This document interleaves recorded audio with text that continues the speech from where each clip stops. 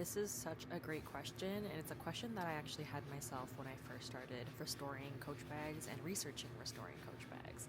So, dunking was a pretty popular thing, I think about a year ago or a couple of years ago, because the Coach Reloved program always dunks their bags.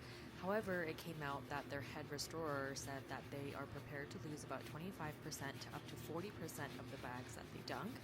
And she never does it for her own bags in her personal collection. She does it for work because they have to, but she never does it herself, which to me is very telling of what it can do.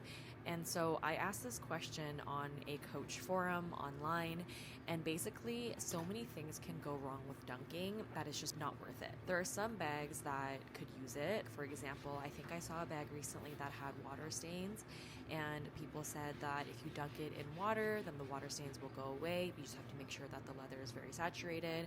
But not every style of bag will benefit from dunking, because there are some bags in the lightweight line and other lines that have cardboard and dowels in the bag that help it stand up or whatever. Like in the Willis, for example, there's the dowel that goes across the top, and other bags that use cardboard to maintain the shape. And if you dunk it, then that will get wet and it will disintegrate and it could ruin the bag entirely.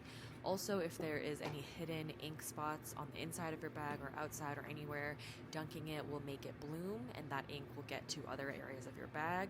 If there's any mold spores that are dormant, dunking the bag will activate them and you'll get mold all over your bag when it dries. The list kind of goes on, and piping issues was another one, and they said that if the leather soaks up the water when you dunk it for a long period of time, it will swell up and absorb that water, because leather absorbs the water really quickly.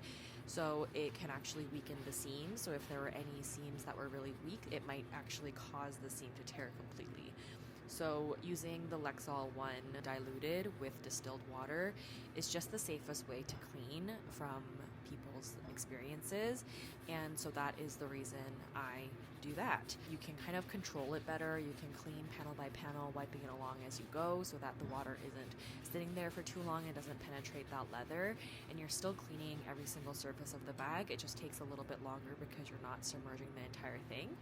But I do have a bag that I do plan on submerging soon, so I will see. I'm a little nervous, but it is quite a project bag, and I think that it might help, but it might make it worse, so I am a bit nervous, but I'm willing to test it out. But yeah, that is why I don't dunk my bags.